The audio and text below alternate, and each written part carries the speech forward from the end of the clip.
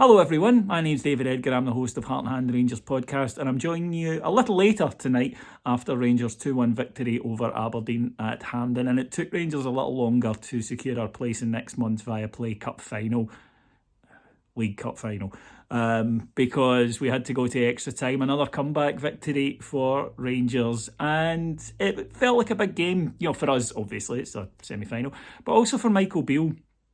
It felt like a big game. His cup record when he was here part of Steven Gerrard's team wasn't great, and we've had some really bad days at Hampden the last few years. So we were kind of hopeful after last season's Scottish Cup win that that'd get put to bed, and it certainly looked that way in the first 15 minutes. I thought Rangers were terrific the opening quarter of an hour. Aberdeen couldn't get a kick. We hit the post through Fashion Sakala, made a number of other decent opportunities, and just were dominant. Aberdeen then, with their first attack, had a goal ruled out for offside. It was correctly offside, but Rangers didn't heed the warning that had come down the left-hand side. And when Rangers did lose a goal 5 minutes before half-time, it was dreadful, absolutely dreadful. Borna Barisic clearly proving he's the only guy in the UK that doesn't watch Match of the Day, or he would have seen that Marcus Rashford goal yesterday, or the Bruno Fernandes goal rather yesterday. It's criminal. You cannot stop. A long ball over the top, the Aberdeen player is offside. He stops, and of course, an Aberdeen midfielder just bolts through, makes up 20 yards on him. Ben Davies should do better as well. The ball's crossed into the middle, and Majowski finishes. And it was one of those goals, it was kind of reminiscent to me of the Joe Worrell one, Kilmarnock, all those years ago, in that it kind of sucked the air out of the home support, because you see it unfolding, the home support, the bigger support. You see it unfolding, and you think, oh my God, right, that how is this happening? And I think that it was just such a bad goal to give away. We say a lot in Scotland, the first thing you're taught is a Wayne, but one of the earliest things you're taught in that cliche is that you play to the whistle. And especially in the VAR era, it was a terrible goal to give away.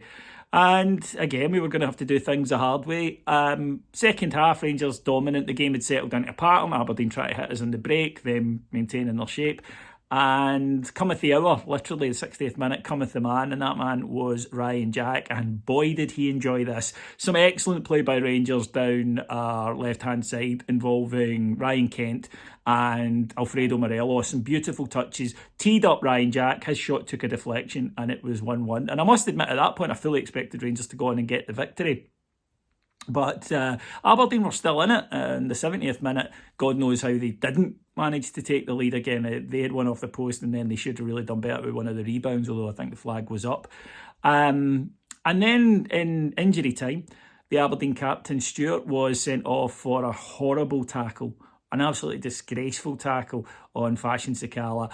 I've no idea why he does it. Sakala's got his back to goal. He's not going anywhere. And he just takes him out. He just runs in, 2 foot some high, over the top, goes through him. You're not allowed to do it. You've not been able to do that in football for 40 years. And he was deservedly red card. The VAR check took about 6 seconds, which tells you everything you need to know. There was some fannying about because VAR stopped working. Somebody hadn't put 50p in the VAR meter. That's what happens, SFA, when you buy your VAR equipment off Wish. So we had the strange spectacle of no VAR for 15 minutes in extra time. By that stage, Rangers were 2-1 up. Scott Wright, Hampden hero the last time, and same again today. Superb bit of play down the Rangers' right-hand side. He cut it back for fellow substitute Kamar Roof. He made it 2-1. And after that, Rangers were I thought, pretty controlled. Could really have done with a third. Sakala came close. Aberdeen had a shot in the last seconds that Alan McGregor saved. And in the end, that was enough for victory for us.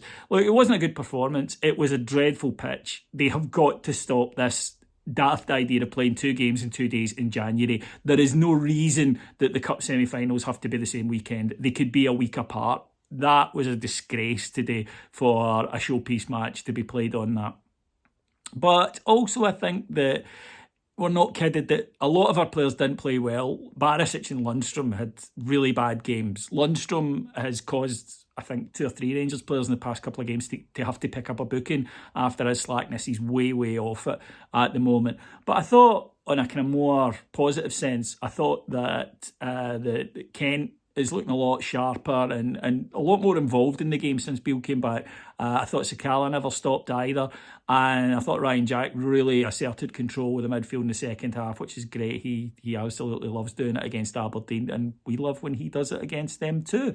So Hampden next month, we'll need to play a lot better than that as we get ready to take on Celtic. Hopefully we'll have some new signings by then. Look, for the love of Christ, we're 2 weeks into the January window. Sign some players. Right, thanks for listening to me, folks. I'm heading along to Kilmarnock on Wednesday night. I will give you a report on that afterwards. So until then, enjoy the start of your week, and I'll see you then. Take care, everyone. Bye-bye.